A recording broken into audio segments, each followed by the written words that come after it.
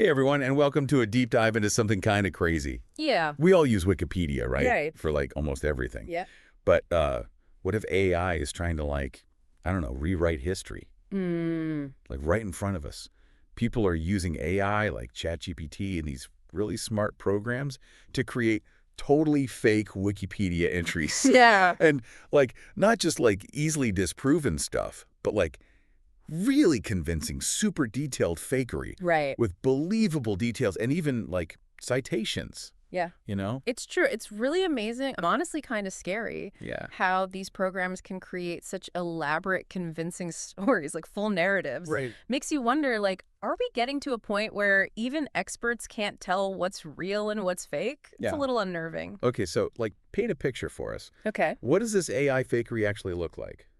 So imagine you're scrolling through Wikipedia and you stumble upon this entry about, let's say, an ancient Ottoman fortress. And it's got everything, right? Architectural descriptions, historical context, maybe even a thrilling battle or two, the whole shebang. Right. But here's the kicker. None of it ever happened. The entire entry, a complete fabrication, completely made up by AI. Wait, seriously? Yeah. So it's like someone snuck into a museum and swapped a real artifact with a perfect replica, but it's digital? Exactly. It's like a digital forgery, Right. but on a massive scale. But how do they even catch these things? Right. It's one thing to spot a fake painting or something, but on Wikipedia, it's a needle in a haystack. Oh, absolutely. It's a huge challenge. And frankly, it's a cat and mouse game, you know? Yeah. But luckily, there are people out there who are dedicated to fighting this. Oh, really? Yeah. And they actually have this volunteer task force called, get this, Wiki Project AI Cleanup. Wow. Yeah. Wiki Project AI Cleanup. They're like the digital detectives of Wikipedia. Digital detectives. Yeah. Okay, now I'm really interested. Yeah. How do they even begin to tackle that? Where do you even start with something like that? Well, they've gotten really good at spotting the little tells. Okay. The subtle signs of AI-generated text. Okay. You know, kind of like a handwriting expert can spot a forgery. Right, right. So, for example, AI, as good as it is at mimicking writing style, often struggles with things like, subtle humor, sarcasm, nuanced emotional expression. Those are dead giveaways to the trained eye. Okay, that makes sense. Yeah. They're also actually recreating these fake passages themselves using AI programs like ChatGPT. Oh, wow. Trying to kind of reverse engineer the process. Yeah, okay. To see, okay, what are the patterns, what are the tricks that these programs use so we can better identify and flag them. So they're fighting fire with fire in a way. Yeah. Using AI to catch AI. It's a little bit of that, yeah. That's pretty clever. Yeah. It still makes me wonder, though, what's the motivation here? Right. Why go through all this trouble to create these elaborate AI-fueled hoaxes in the first place? What's the goal? Yeah, that's the million-dollar question, isn't it? Right. And there's not really an easy answer, unfortunately. But I think a big part of it is the internet itself. Okay. The internet has this way of, amplifying both the best and worst of us. Right? Yeah. The anonymity, the easy access. It's kind of a breeding ground for all kinds of mischief. It's true. The internet can be a double-edged sword, for sure. For sure. But this feels less harmless pranks. Yeah. And more like a real attempt to undermine trust in this platform that people rely on, Yeah, absolutely. And this isn't even a new thing. We've seen this before with AI. Remember Microsoft's Hey chatbot? Oh, yeah. Yeah. I remember that. That was a wild ride, right? Yeah, it was a mess. Total train wreck. But it makes you wonder, if AI can do that, if it can be used to manipulate information on such a large scale, right? What does that mean for online knowledge? Can we even trust what we read online anymore? That's the real issue here. This isn't just about a few isolated incidents on Wikipedia. This is pointing to something much bigger. Yeah. The erosion of trust in our sources of information online. Right, everything we read. And we rely on that information. Yeah, everything. For news, for research. Yeah, absolutely. For pretty much everything. It's a trend we can't ignore. So what can we do about it? How do we, if AI is making it easier than ever to create these convincing fakes, how do we protect ourselves? Yeah. How do we become, I don't know, internet detectives or something. Yeah, it sounds a little daunting, right? Like Yeah. you need to be a cybersecurity expert just to read a news article. Right.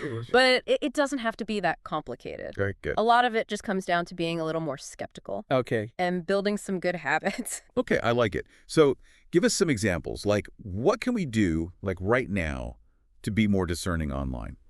Well, I think a big one, and it seems obvious, but people don't do it enough, is check your sources. Okay. Ask yourself, who wrote this? Mm-hmm. Is this a reputable organization? Yeah. Are other credible sources reporting on the same information? It's like that old saying, don't believe everything you read on the internet. Exactly. And that's where cross-referencing comes in. Okay. If you see something shocking, something too good to be true, Right. take a few minutes, see if other reputable sources are saying the same thing. So don't just rely on, like, that one blog post or whatever pops up on your social media feed. Exactly. Do a little digging. Exactly. You got to do your own research. Yeah.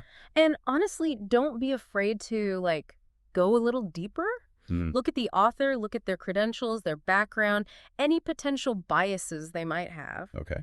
What's the reputation of the platform or the website where this information is published? Right, yeah. Like a little scrutiny goes a long way. It's like we do need to be these internet detectives. Yeah. Carefully examining the evidence. Yeah. Before we form an opinion or believe something. It's true, but it doesn't have to be a chore. Right. Think of it as sharpening your critical thinking skills. I like that, turning internet skepticism into a game. Exactly. Who knew being a responsible digital citizen could be so fun? And the good news is you're not alone. Okay. There's a ton of helpful tools out there. Oh, really? Yeah, fact-checking websites, browser extensions that can actually flag potentially biased sources, Wow. help you figure out what's true and what's not. It's like having a whole team of digital experts backing you up. So it's not about, like, giving up on the internet or Yeah. just being cynical about everything we read. It's about, like you said, being informed and, like, using our critical thinking Exactly. to navigate this whole crazy world. Be an active participant, not just a passive consumer.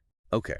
I like that. Yeah. It's almost like we need to, I don't know, develop a new kind of literacy, right? It's not just about reading the words, but understanding, like, the context, Yeah. the motivation. Like, why are they telling me this? Is there some other angle? Yeah, totally. And I think a lot of us are already doing this Finally. without even realizing it. Every time you scroll past a clickbait headline Right. or you see some crazy video and you're like, hold on, is that real? Yeah, exactly. They're using those critical thinking skills. So it's less about, like I said, becoming a cybersecurity expert Right, and more about just being, like, mindful, right. aware when we're online. Be present, be aware. And it's okay to be skeptical, in fact. Yeah. I'd say it's essential. Skepticism, Yeah. the superpower of the digital age. I love it. I'm going to use that. Right. That's a good one. But really, this whole conversation about Wikipedia Yeah. and AI-generated content, I think it just shows how important it is Yeah. to not just assume that what we see online is true. We can't take it for granted. We have to be careful, ask questions, Yeah. be willing to dig a little deeper to figure out what's really going on. It's a little unsettling when you really think about it. It is. But you're right, we can't just sit back and watch this happen. No, we have to be informed. We have to be those discerning citizens of the internet. Right. Think critically, question everything, and just be active. Be active. Be part of that fight against misinformation.